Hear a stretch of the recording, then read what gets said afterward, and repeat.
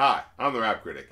Let's talk about Swae, the rapper who finally stopped pretending he was a rapper and just started doing hooks for everyone. But hey, good, please, stop rapping. I've noticed the less words he uses, the more tolerable he is. Like, to this day, this is his best feature. Someone said... Yep, that's all I needed, thank you. In Post Malone, look, his success absolutely eludes me. His singles have been dominating the charts and streams in a way that's absolutely baffling. So, I just have to ask, is it because he's white? Because I really don't know what else is pumping these numbers other than 12-year-old white kids with disposable incomes glad they can finally sing along to a SoundCloud rap song without needing to edit out any of the words, you know what I mean? But whatever, let's look at their #1 hit, Sunflower. Oh, excuse me, I mean Sunflower Spider-Man Into the Spider-Verse. And yes, that seems to be the full title. And there's literally no other songs off this album with a title like this, so yeah, it's pretty obvious what they're doing here. And I'd forgive it if it had any actual topical relation to the movie, but it doesn't. There isn't even really a love story in it, which, by the way, side note, oh my god, if you have not seen this movie, go see it right the hell now. What the hell are you waiting for, an invitation? Well, here it is, go see this movie, see it right the hell now, it is so freaking awesome!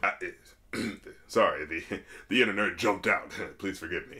Anyways, back to the song. Let's look at the lyrics to Sunflower - free advertising. And of course, like all chart-topping songs, here comes the hook that makes you forgive all the bad lyrics you're about to hear. Not forget, mind you, but, you know, forgive. Or you'd be left in the dust, unless I stuck by ya. You're the sunflower. Ooh, some things you just can't refuse. You wanna ride? Oh, right. Actually, gotta talk about the lyrics. My bad. So, from what I can gather, this song's about slowly losing someone you love through heated arguments, or maybe just not having enough time for them due to a busy schedule. And maybe that schedule involves being Spider-Man half the night. See? There you go. It kind of relates. But yeah, the idea is, maybe they're not all the way gone, but you can feel them slipping away from you. Every time I'm leaving on you, you don't make it easy, no. Now, in Post Malone's verse, he's going through that harsh goodbye you have to give someone before going out into the world and not knowing when you'll come back. And the way he characterizes it in the verse makes you really understand what they're going through. Wish I could be there for you, fighting for my trust and you won't back down. I know you're scared of the unknown, you don't want to be alone. Unfortunately, though, that's about halfway through the song. So first we have to deal with Swae, who, despite developing a pretty good pop song voice over the last couple of years, still has the lyrical abilities of his old self. So any flirtations with emotional vulnerability just has to be countered by awkwardly out-of-place brag raps. He even starts his verse by basically reassuring you that his life is great. Innocent say I keep a check. She was a bad, nevertheless. Needless to say, the verse just started. I don't even know why you don't need to say anything yet. Hell, I don't even know why you do need to say anything yet. You haven't given me any context for what's happening. Needless to say, my girlfriend is hot and my life is awesome.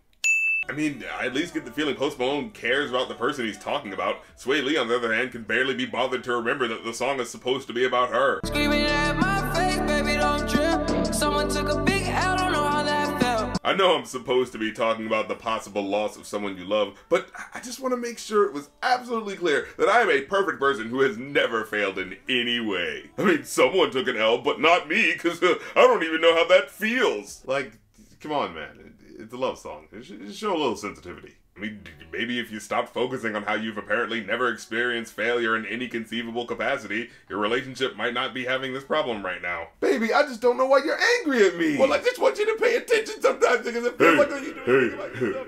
Hey, bro. You know who's awesome? Me. How'd you go in there? You thought it was gonna be someone else. Huh? Calling it quits now, baby, I'm a wreck. Crash at my place, baby, you're a wreck. You know, I do like the car crash wordplay, but I just, like, could Swae just not be bothered with the arduous task of rhyming words? Oh, you wanted a rhyme scheme and wordplay? What, at the same time? Get a load of the slave driver over here. Dude, now that I look at it, I can't even enjoy the hook as much. She wanna ride me like a cruise, and I'm not trying to lose. Then you're left in the dust, unless I stuck by ya. So, after that last night with this girl, he left her in the dust. Unless he stuck by her. But you just said you left her in the dust, so you clearly didn't stick with... Well, which is it? Post Malone even uses similar wording at the end of his verse, too. But it's out of my control, and you'll be left in the dust, unless I stuck by you. In fact, his verse makes even less sense, because he's telling an actual story that ends with him leaving, so when he transitions back into the hook with "and you'll be left in the dust," it adds emotional depth to the song that immediately gets thrown into confusion by him saying, "You'll be left in the dust unless I stuck by you." But you didn't, you left, so what's this phrase even trying to say? Like, I might be wrong on this, but I think there's a basic verb-tense agreement that needs to happen here. Like, if he said, "You would have been left in the dust if I hadn't stuck by you," yeah, I think that's the way to say it, right? Because in that way it would have been, "Our relationship would have gone to nothing if I hadn't made the conscious effort to stay with you." But when you say, "You will be left in the dust unless I, in the past tense, stuck by you," then the question I'm left asking is, well, what'd you do? like, yeah, it's a pop song, but I don't know, I don't think I'm asking too much. Like, just write competently enough so that it doesn't sound like you're in a weird time paradox. You know, I mean, that's all I'm asking. Well, anyways, I give this a 2 out of 5. If you can ignore the lyrics, as I'm sure everyone already is. But Post Malone does bring a different energy to the track. It makes the song just listenable enough to keep me from switching the radio. And in the end, isn't that all Clear Channel really wants? To produce music just passable enough that you don't want to change the station. That came out slightly more cynical than it sounded in my head. Well, that's the episode. And hey, if you want to hear what my radio station would sound like, check out my Rap Critic channel on that new Stationhead app. Of course, like, comment, subscribe. If you're new here, check out my Patreon where you can see updates and things I randomly feel like sharing.